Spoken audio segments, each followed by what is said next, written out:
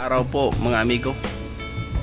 Ngayong araw na to, ituturo ko kung paano mag-charge nitong Hotspeed Smart Battery Charger mga amigo.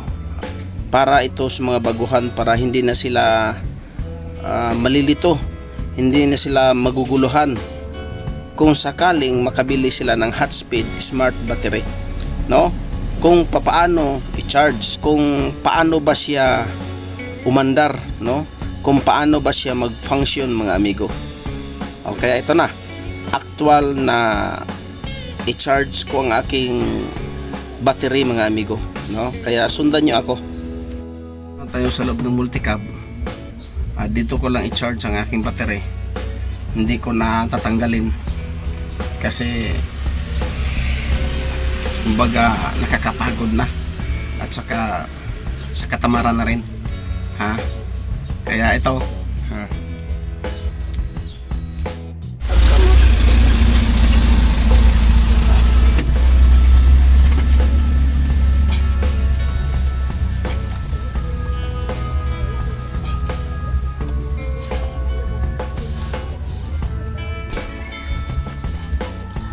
ito yan amigo. So may nilagay tayo dito na ito on off ng ating battery. Ito. Ayan. Ayan.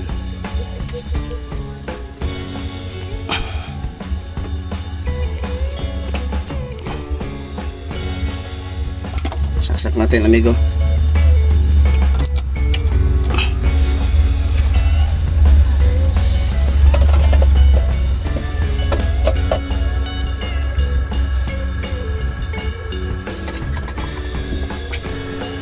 Yan yung itsura niya, yan yung itsura niya pag hindi pa naka-connect, hindi pa naka-connect doon sa battery. Naka-nupan lagay,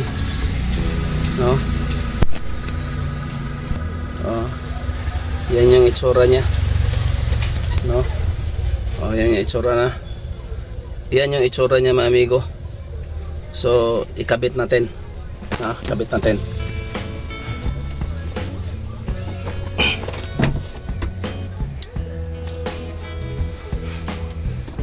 Itong pula natural, positive to, yan pula natural, positive to. Connect natin. Tapos itong itim, yung pula positive, yung itim dito natin ilagay sa negative dito. Ayun, umandar na yung electric pa natin, na umandar na ang yung charger. Kaya tingnan nyo amigo, tingnan nyo, takbo na, yung battery nya tumakbo na. Ayan yung amigo. Kung itong sa baba amigo, na may nakalagay amperes at ayan, magiging 0 yan.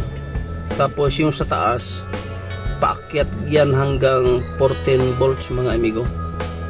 Tapos may nakalagay dyan CC, titignan natin mamaya. Ayan.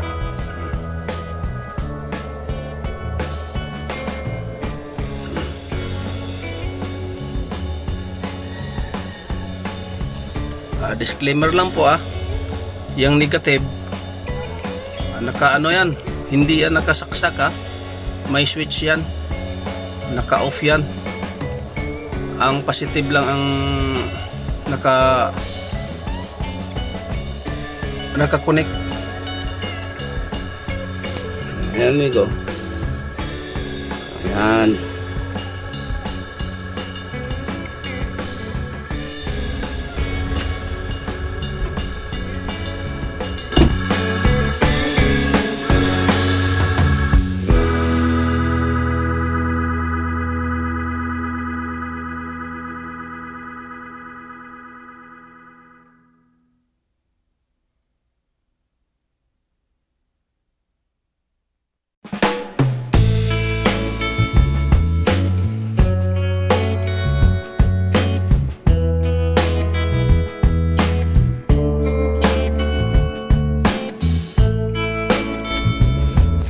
Ayan amigo, 6.9 na, no?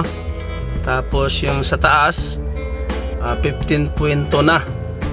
Tapos may nakalagay CC, ibig sabihin nagcha-charge siya, no? Charge siya mga amigo.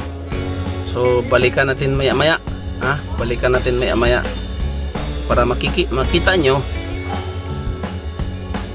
para sa mga beginners, para makita nyo na legit talaga itong Hotspeed Smart Battery Charger mga amigo. Ayan 6.7 na. Tapos patuloy pa siyang nagcha-charge.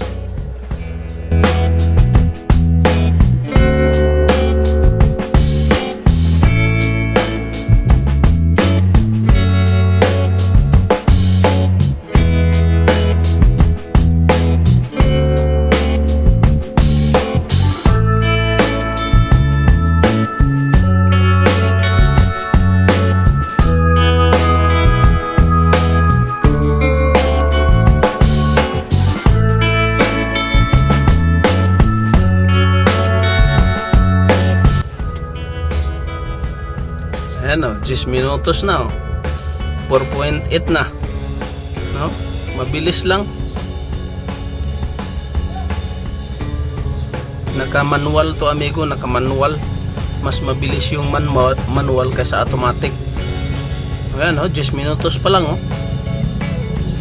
pero charge, patuloy pa rin siya nagcha-charge. Lilipat yan mga amigo lilipat ng CB, lilipat FS, lilipat TIO. So makikita nyo yan mamaya mga amigo. Ayan.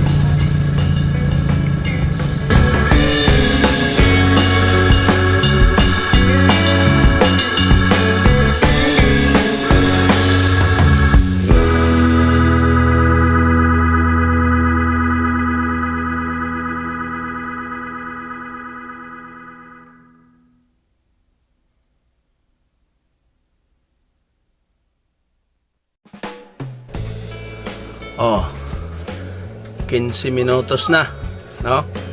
15 minutes na amigo. Tapos from CC lumipat na siya ng CB. Ayan nakikita niyo naman 3.7 na.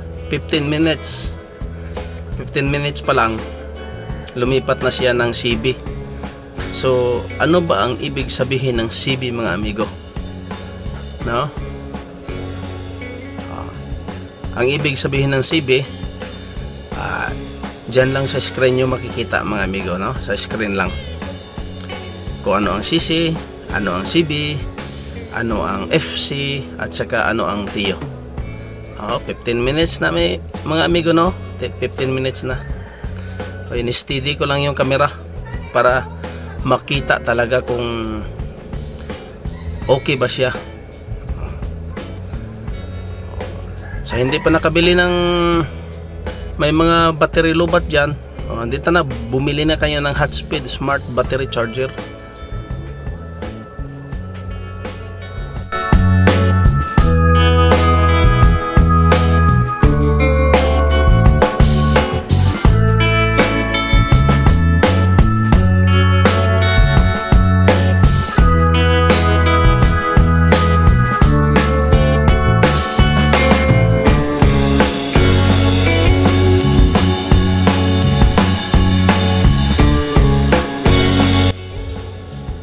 Ayun mga amigo, kalahating oras na tayo. Tapos lumipat na siya from CB to FC. So full charge kumbaga. Pero hindi pa yan full charge mga amigo, no? Hindi pa yan full charge. Kailangan tumigil yung battery niya sa yung parang kumikislap-kislap, no? Anong tawag doon sa Tagalog? Yan na kumikislap-kislap yung itim. So malapit na, no? Kalahating oras bago siya ma-full charge, no? Paglipat ng TIO, may TIO dyan na makalagay, so hindi na siya aandar, kaya full charge na siya. Balikan natin maya amigo.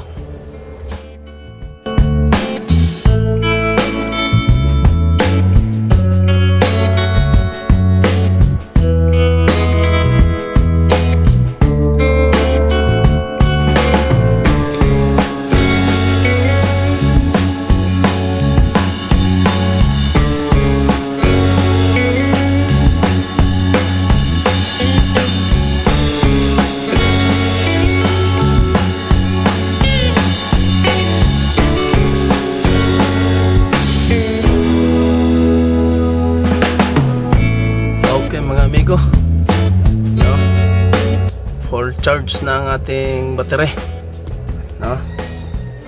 Ayan, full charge na. Full charge na ang ating battery. So tatanggalin na natin mga amigo para may start na natin